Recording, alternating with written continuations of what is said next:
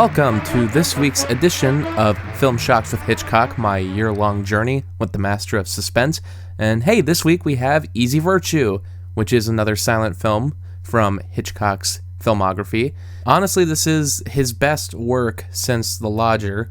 Some of his other silent works, he's been doing quite a few different things that is not commonly known for his later career. He did The Ring, which was a completely original story that he actually wrote. He got sole writing credit on. He did Downhill, which was just a vehicle for Ivor Novello to get his stage production onto film. And last week we looked at The Farmer's Wife, which wasn't very impressive. It was a comedy, and overall I don't know if comedy best suits Hitchcock's style. But with Easy Virtue, we're finally returning to what makes Hitchcock great. It's much more familiar to the types of movies he would become well known for. This movie has lies, deception, relationships breaking up, and of course, there is murder, in a sense. It's a bit confusing, but really, let's get into the story first. The movie actually begins with a court case. It's the divorce proceedings of the Filtons, but charges have been thrown at Laura, our main character, because it's assumed that she was cheating on her husband. Her husband caught her with a painter who was doing a portrait of her. He fell in love with the woman and knew that her husband was abusive and a drunk, so he thought he would leave a love letter for her, as well as, for whatever reason, deciding that he's going to write her into his will. Yeah, so when he dies, everything goes to her, even though they haven't exactly established a relationship yet. He's pushy. She doesn't really want anything to do with it because she is married, but it's too late. There's a misunderstanding. The husband thinks Claude, who is the painter, is hugging his wife, even though he started it and she wanted nothing to do with him. And a tussle begins with Claude shooting at Aubrey, the husband, and because he misses, the husband grabs his cane and repeatedly whacks Claude. This part's a little confusing because it goes by so quickly, and I don't feel like we see everything that we're meant to see. It's implied. That's something that I've gotten used to with Hitchcock's early work. Hitchcock was very skillful at implying things in his later movies just to get around the different film codes of the time. But in this movie, it seems more like footage is missing. This isn't the most well-preserved of the Hitchcock movies. It was part of the Hitchcock 9 project, but according to people who actually saw the movie in 2012, even the restored version wasn't as impressive. They were only able to work off of 16mm elements. And that's also the same elements that were used for the multitude of different bootlegs that are out there. Sure, I have the Mill Creek set where this movie's available, but I also just went on YouTube because you can find many copies of this movie. Most of them run 84 minutes long. However, it's stated that the original film itself ran 94 minutes long. The version that's been restored is actually 69 minutes long, but unfortunately it hasn't been released. It's kind of in the same position as The Pleasure Garden. It's been restored to the best of its ability, but it has yet to see a Blu-ray release in the United States. It sounds like the restored version was released in France through Elephant Films, and there's a version of Easy Virtue that is available in Spain on a region-free Blu-ray, so you can buy that and watch it on the US player. However, this is not the restored version. This is the same crappy elements that were used for all the bootleg DVDs. I haven't heard any good words about that one. The movie ran 69 minutes because they actually picked up the speed. If you watch the 84-minute version that's been used in a lot of bootlegs, it's not because they have cut out scenes from the original 94-minute version. It's going at a much slower speed. However, even with the 69-minute version, there are scenes that are still missing, which goes back to the original point. The scene where Claude dies, it seems like something's missing, and I don't know if this was something that Hitchcock originally intended, or if throughout the years, these elements have disappeared, because everyone knows there are chunks of this movie missing. We don't know if it's story elements, we don't know why they were cut out, but we do know that the only elements that exist are the 16mm versions. So out there in the future, hopefully they can find something more of Easy Virtue. I would assume that's possibly the reason they haven't released it on Blu-ray, to maybe, if they get lucky, find the original version of the film. But it's a film from 1928, so I don't know how long it could take to find some other version, and I don't know in what quality it will be. However, while I was going on YouTube, I did actually find a copy of Easy Virtue that ran 64 minutes long. Now, comparing it to some of the other 84-minute versions that are on YouTube that are typically the bootleg version of the film, it seems like the 64-minute version I found was the faster version of the film. It was also the best quality I had seen for the film so far, so I'm assuming someone on YouTube has a copy of the restored version that was released on the France Blu-ray and has now uploaded it to YouTube. However, the music seemed to be typical public domain symphony music, which it sometimes worked. They actually have music in the film itself. There's a band playing at a party, and the music matches up for those moments, but the rest of the film, it doesn't really match. There was a live performance that was done in 2012 when the restored version played for an audience, so hopefully that score can make it onto a future Blu-ray release.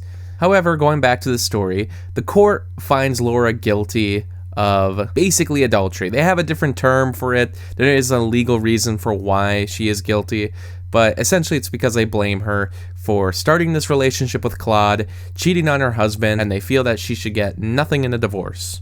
The story then moves to the Mediterranean, where Laura, now going by the name Larita, is trying to find new life. While she's there, she meets a man named John, they fall in love, and immediately marry.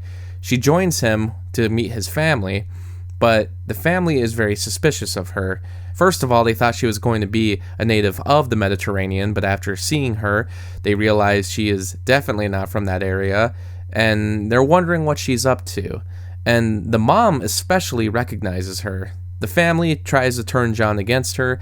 The mom invites a woman named Sarah, who is an old girlfriend of John's, and she tries to get their romance to spark again. And as their bickering continues, the mom finally notices in the newspaper that Larita is the woman in the famous Filton divorce proceedings. She sees Claude's painting in the newspaper. She brings this to everyone's attention. Everyone has a different opinion on the matter. The father is trying to be nicest about it, but his efforts fail. John turns against her. The mom has already been against her all along, and the party that's already been planned must go forward anyway. The mom hopes that Larita will keep herself away from the party. Larita, however, decides to make one final show, a final middle finger to the mother, by presenting herself in a very, I guess you can call for the 1920s, a very sexy way, and introduces herself at the party. Her and John have a divorce, and rather than be torn up and hide herself from the public, she emerges from the courthouse, lets everyone take photos of her, and has a final line: "Shoot, there's nothing left to kill." She's telling the cameramen to go ahead and shoot photos of her, as there is nothing left to kill, because she has finally been drained of all emotion. It's a pretty wild ending for something from the 1920s. However, Hitchcock did feel that this was one of the worst title cards he ever wrote, which is, I think he's a bit hyperbolic there. I don't think this line is actually that bad. I think it works really well to cap this movie. I think it works with her character. I think she's been brought to this point because she's trying to escape her past, but obviously by the end, we learn that no one can really ever escape their past. It's a very tragic ending. It's also reported that Hitchcock does have a cameo in the film, but there's really nothing to prove that. Even the scene that he's apparently in, which is at the tennis court, doesn't exactly look like him. If Hitchcock himself in an interview were to say it's him, then I'd believe it, but I wouldn't figure it out just from watching the movie without being told beforehand. So looking at the scene after being told that it's possibly him, I don't know if I buy it. I have to say, I thought this movie was great. It's very melodramatic. It's a type of movie that definitely would still be made today. In fact, there was a remake of the film in 2008. I don't know if I can call it a remake exactly, since this is in fact based on a play from 1924. The play was written by Noel Coward, and possibly the 2008 movie was basing itself more on the play than this Hitchcock film. But I have to say, this is a great time. This is the type of movie that I feel is much more Hitchcockian than some of the previous silent movies we've discussed on this show. I also felt with the pacing, it was a smaller character story that manages to wrap up in under 70 minutes. And I thought it was a bit of a shorter Hitchcock movie. I was worried that it was going to be too short, even though I had complained that the last two movies we watched were way too long. Lots could have been cut out. Here, the pacing seems to be a lot better. I don't know if that was the choice of Hitchcock or possibly because of the different versions of the movie that exist currently, but this version that I watched is most similar to the restored version that premiered in 2012. This is the version with the most surviving film elements that has the correct speed. So even though a lot of the movie is still missing, according to Brenton Films, there's over 25% of the movie missing, you still get the gist of the story, and I think it works. It's a story that's been told before. We've seen many movies about people running from their past, and we've seen a lot of movies where the love interest doesn't get along well with their partner's family. I mean, it's one of the most common romantic comedy tropes in existence. I think of movies like Meet the Parents, Monster-in-Law. I mean, it's been done many times, sometimes really well, sometimes really bad. But here, I'm impressed that something from 1928 manages to be relatable to people who have experienced this kind of thing. The reason that it's been done so many times in romantic comedies is because it is a relatable scenario. Now, this isn't a comedy. For the most part, it focuses on Laura's character. It's a movie where she doesn't get herself into any of these situations by choice. Her choices don't lead to any of her demises. Granted, when she met John, she probably should have just told him everything about herself. She should have said that she had been previously divorced, but I understand why she wouldn't want to divulge all those details, because it was a huge controversy. It was all over the news. A lot of people disliked her for it, and she's been trying to run away from it since.